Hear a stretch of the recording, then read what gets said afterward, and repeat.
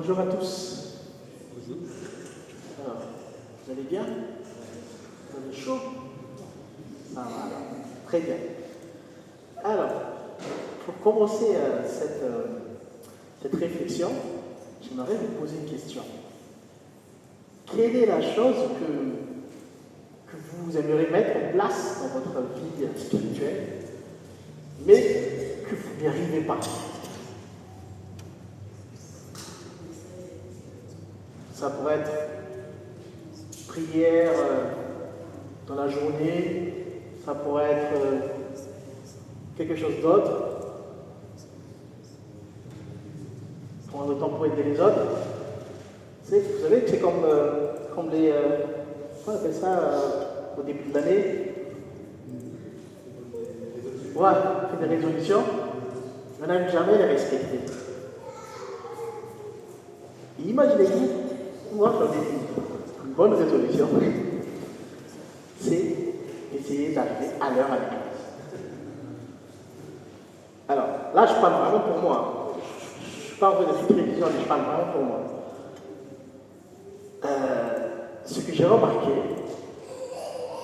c'est que j'arrive systématiquement avec presque 30 ou 1 heure de retard. Il y a un biais en fait. Un biais, c'est une erreur systématique. Et on commence à 10 heures. D'accord? J'arrive à 11 heures.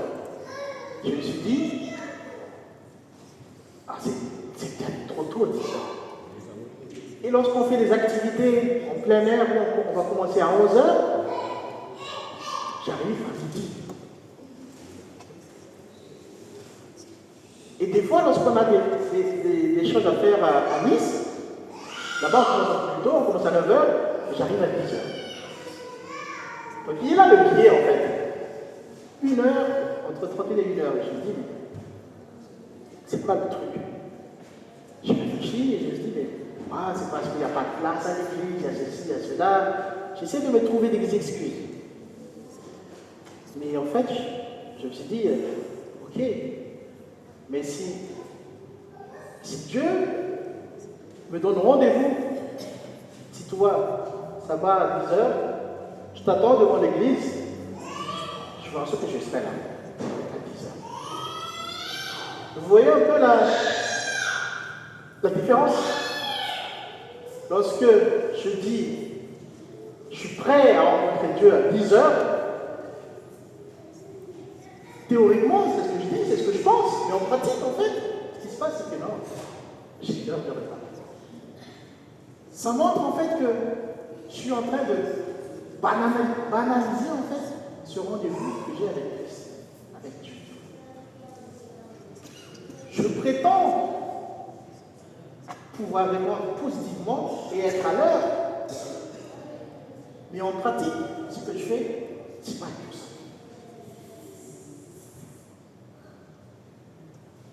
Ça montre que je suis en train de ne pas mettre en considération ce rendez-vous que j'ai avec Christ. Ce n'est pas un temps, 10 minutes.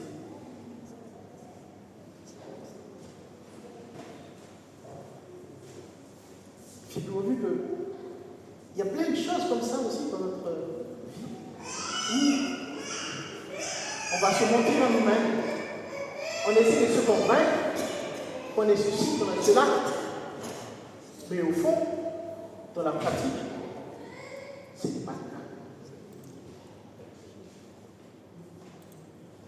Je reviens sur le retard.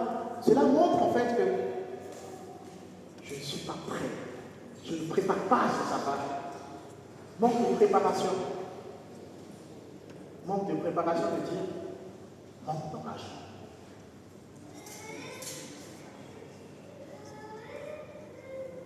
Quand je dis manque d'engagement, ça ne veut pas dire tout de suite évangélisation, prendre des postes de responsabilité à l'église. Mais non. Ce que j'entends par engagement, c'est la préparation, la planification. Planification. Planification veut dire plan et stratégie.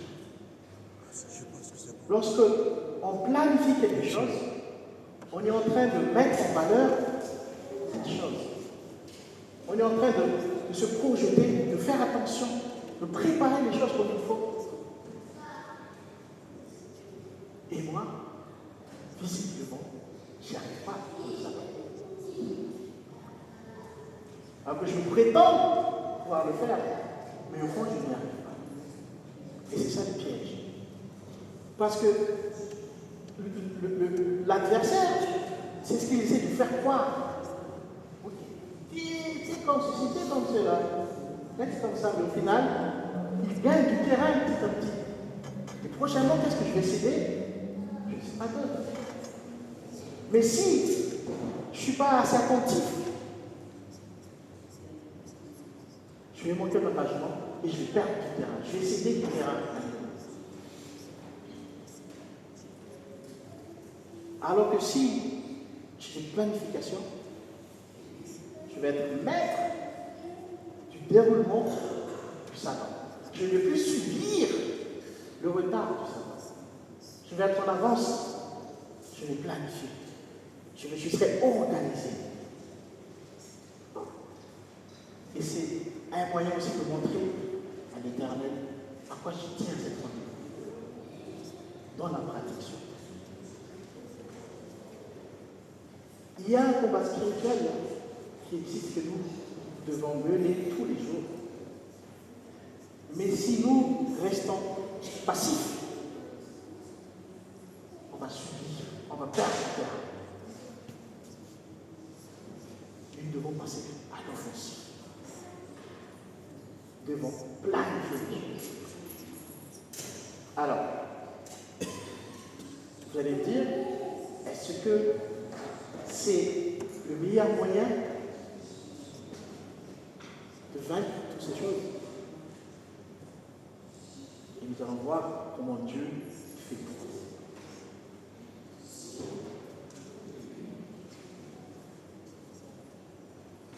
On va revenir à la création.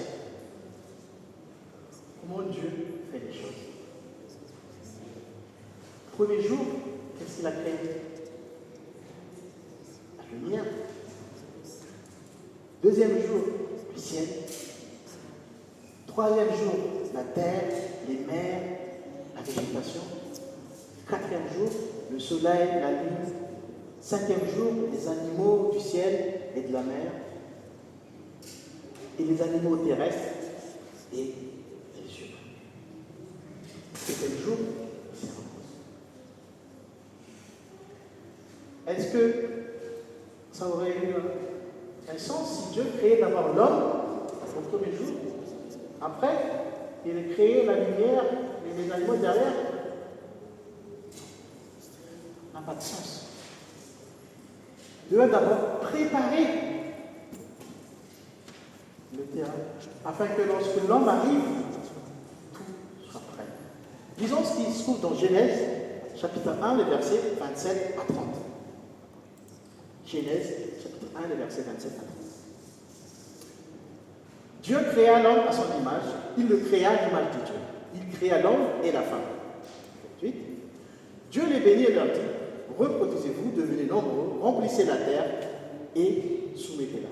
Déjà, si vous avez dit ça alors que la terre n'était pas encore là, il y aurait un problème. Dominez sur les poissons de la mer, sur les oiseaux du ciel et sur tout animal qui se déplace sur la terre. Si vous n'avez pas eu d'animaux, la bénédiction ne sera pas efficace. Dieu dit aussi, je vous donne toute herbe à graines sur toute la surface de la terre, ainsi que tout arbre portant des fruits avec des pins au noyau. Ce sera votre nourriture. S'il n'y avait pas de nourriture, ça aurait été quand même problématique. À tout animal de la terre, à tout oiseau du ciel et à tout ce qui se déplace sur la terre, à ce qui est animé de vie, je donne toute herbe verte pour nourriture, et cela se passe ainsi. Dieu a dit à Adam et Ève, vous serez responsables de tout ça. Donc il avait planifié depuis le départ, il est ordonné, parce que nous sommes importants pour lui. Donc il ne pouvait pas nous créer, soit qu'il y ait quelque chose à manger, soit qu'il y ait la lumière, soit qu'il y ait du soleil, de la lune, afin que nous puissions étudier dans quel jour, dans quel mois on est. Ça, c'est la planification de Dieu. Et Dieu, quand il fait quelque chose, il va vraiment jusqu'au détail. Et il nous montre qu'il prend soin de nous et qu'il va aux petits oignons avec nous. C'est ça la planification. Il y a une stratégie derrière. Et son objectif, c'était de vivre éternellement avec cet être humain sur la terre.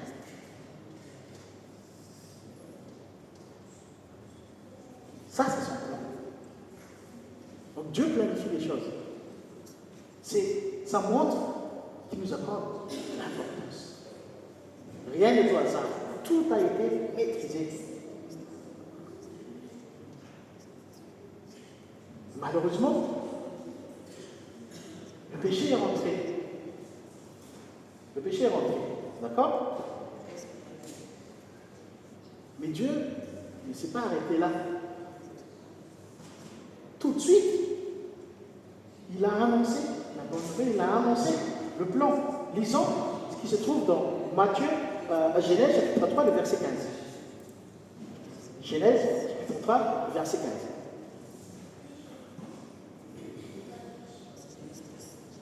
Dieu s'adresse à Satan à ce moment-là. Okay? Je mettrai l'hostilité entre toi et la femme, entre ta descendance et sa descendance. Celle-ci t'écrasera la tête et tu lui blesseras le pas. Dieu, tout de suite, il annonce la bonne nouvelle dès le départ. Après, on sait tous, il y a eu Abraham, les enfants d'Israël, le roi David, et Jésus est issu du roi David qui a porté ça. Dès le départ, il a annoncé, il a dit, déjà, je vais planifier tout ça. Nous n'étions même pas encore nés, je vais déjà planifier tout ça. Vous voyez un peu l'importance que Dieu nous accorde, son amour pour nous.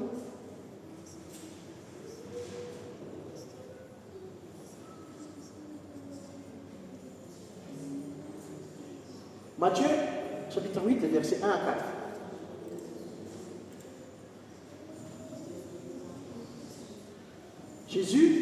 Lorsque Jésus fit descendre de la montagne, une grande foule le suivit. Alors un lépreux s'approcha, se prosterna devant lui et dit, « Seigneur, si tu le veux, tu peux me rendre pur. » Jésus tendit la main, la toucha et dit, « Je le veux, sois pur. » Aussitôt, il fut purifié de sa lèpre. Verset 4, par contre, étrange. Puis Jésus lui dit, « Fais bien attention de ne parler à personne. Mais va te montrer au prêtre et présente l'offrande que Moïse a prescrite, afin que cela leur serve de témoin. » Jésus guérit et dit, ne dis rien. Dieu l'annonce. Ce n'est pas encore le moment. Dieu a déjà préparé ce plan depuis longtemps. À ce moment-là, Jésus ne voulait pas encore dévoiler qui il est le Messie. Ce n'était pas encore le moment. Mais lorsque nous allons pour le texte de Jean, chapitre 4, les versets 25-30,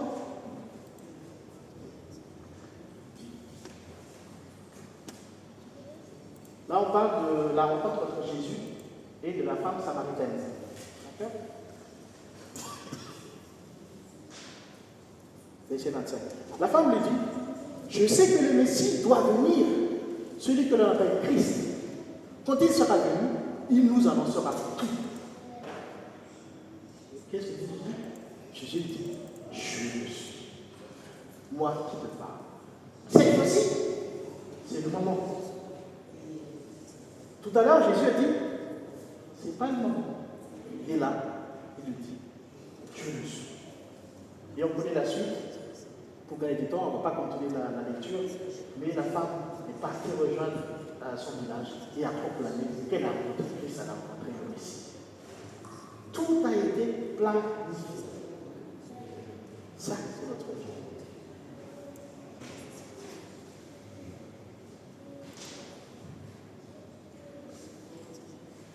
Revenons maintenant en détail ce qui se passe lorsque Jésus rencontre cette femme samaritaine.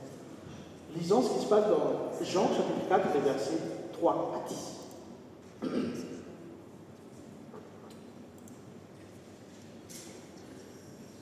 Alors qu'il quitta la Judée, retournant en Galilée, comme il devait traverser la Samarie, il arriva dans une ville de Samarie appelée Sichar, près du champ que Jacob avait donné à son fils Joseph. Là se trouvait le puits de Jacob. Jésus, fatigué du voyage, était assis au bord du puits. C'était environ midi. Une femme de Samarie vint puiser de l'eau. Jésus dit, donne-moi à boire. C'est lui. En effet, ses disciples étaient allés à la ville pour acheter de quoi manger. C'est vrai. La femme samaritaine lui dit, comment toi, qui es juif, tu me demandes à boire? À moi qui suis une femme samaritaine? Les Juifs, en effet, n'ont pas de relation avec les Samaritains. Verset 10. Jésus lui répond, si tu savais quel est le cadeau de Dieu et qui est celui qui te dit, donne-moi à boire, tu lui aurais toi-même demandé à boire et il t'aura donné de l'eau de vie. Remarquez bien, la femme elle vient à midi, il n'y a personne pour éviter les gens. Et comme par hasard, Jésus est là et les disciples ne sont pas là.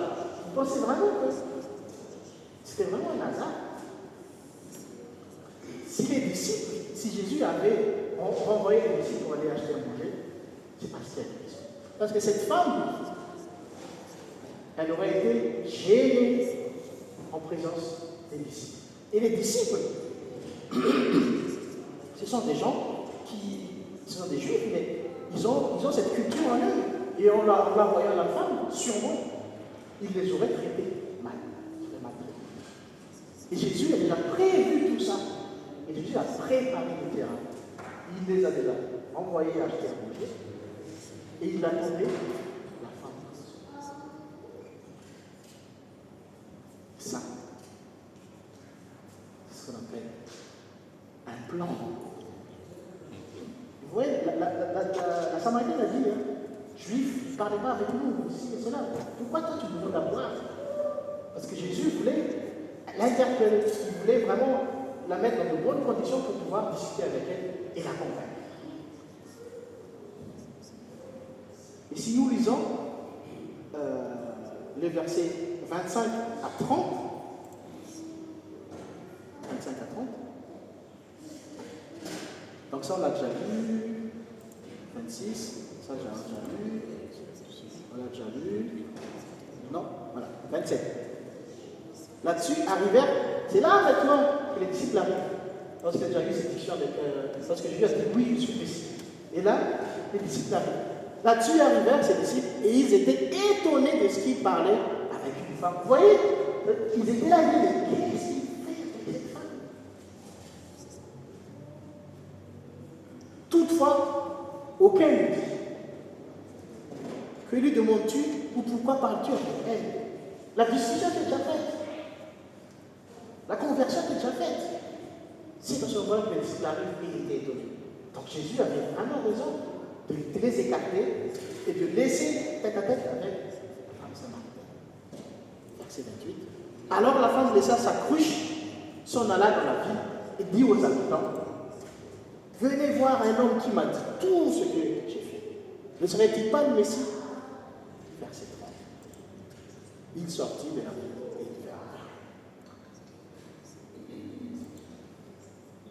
Si vous continuez la lecture, Jésus a été invité dans le village et il passait du temps avec eux. Voilà comment Dieu procède. Il planifie, il met des stratégies, il met tout en avant. Et je reviens un peu sur le cas du lépreux qui venait vers Jésus. Jésus a dit, ce n'est pas le moment de dévoiler qui il était. Mais Jésus n'a pas empêché, et ça n'a pas empêché à Jésus de guérir. D'accord? Ça n'a pas empêché Jésus de répondre à la demande sur le problème. Sachant que ça peut nuire à son plan. Et on connaît la suite, parce que l'épreuve, lorsqu'il est parti, il a quand même dit qu'il a été guéri par Jésus. Et Jésus était obligé de fuir et de quitter la terre. Ça montre bien que Dieu a un plan. On connaît tous le plan principal, c'est le salut, le plan de salut. D'accord? Et sur ce plan-là, si on fait appel à lui, pour quoi que ce soit, il répond positivement. Il prend le temps, il guérit.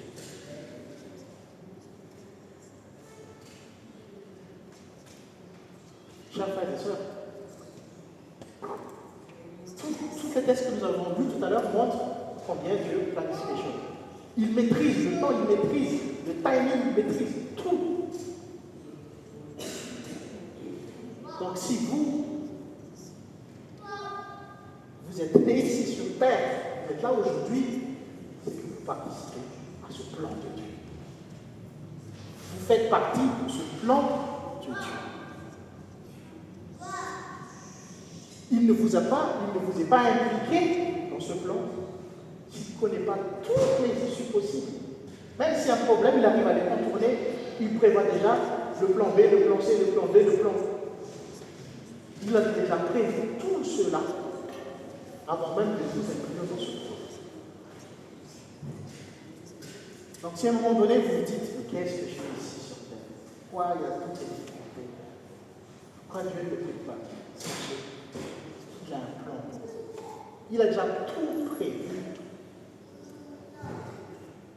Encore une fois, si vous êtes là aujourd'hui, si vous êtes né, c'est que Dieu a choisi de vous impliquer dans son projet. Et il ne vous a pas impliqué sans qu'il ait déjà prévu toutes les sortes d'issues lorsqu'il y a un problème. Regardez au début, quand on a lu Genèse, ce que Dieu voulait, c'est vivre éternellement avec Adam et Ève, avec ses descendants, c'était de multiplier-vous. C'était ça son plan. Sauf que le péché est rentré. Et qu'est-ce qu'il a avancé? Il n'a pas dit, ah c'est mort, c'est fini. Mais non, il a tout de suite avancé. L'évangile, ne vous inquiétez pas, il y a un plan pour vous. Et foi en moi, il y a un plan pour vous. Tout de suite, il a avancé. Il a adapté le chemin, le plan, il a adapté. Et Jésus est arrivé. À un moment donné, Jésus ne devait pas dévoiler qui il est. À un moment arrive, l'épreuve lui dit, Seigneur, rends-moi pur, s'il te plaît. Jésus dit, ok, pas de souci. Même si ce n'était pas ce qui était dans ce plan-là, il adapte. Il a déjà prévu tout ça. Arrive le moment où il doit dévoiler qui il est le Messie, il le fait. Et il a libéré cette femme. Dieu peut nous libérer. Ne vous dites pas, ça ne fait pas partie du plan de sa vie, ça ne fait pas partie du plan de Dieu. Dieu est capable de nous libérer. Quel que soit notre problème, quelle que soit l'emprise dans laquelle on est, Dieu est capable de nous libérer. Il reste à nous de faire le choix. Dieu prend toujours la main, à nous de faire le choix, de faire le bon choix. Parce que quand Adam et Ève étaient face au choix, malheureusement, ils n'ont pas fait le bon. Malgré tout ça, Dieu propose toujours une solution. C'est ça la planification. Plan, j'ai regardé dans le dictionnaire, planification c'est plan plus stratégie. Il a déjà tout anticipé. Ayez confiance en lui. Ayez confiance en lui. Si vous priez, vous semblez qu'il ne répond pas, ayez confiance en lui. Il a un plan pour chacun de nous. Il n'oublie personne. Personne ne sera oublié. Et je n'ai pas dit croyez-moi, je dis croyez en Dieu. Parce que c'est lui qui le dit. Quelle que soit l'issue des choses, l'apparence sous quelle forme se présentent les choses, Ne vous laissez pas abattre. Gardez ça en tête. Dieu a un plan pour vous. Dieu a un plan pour toi, pour toi, pour toi, pour chacun de nous.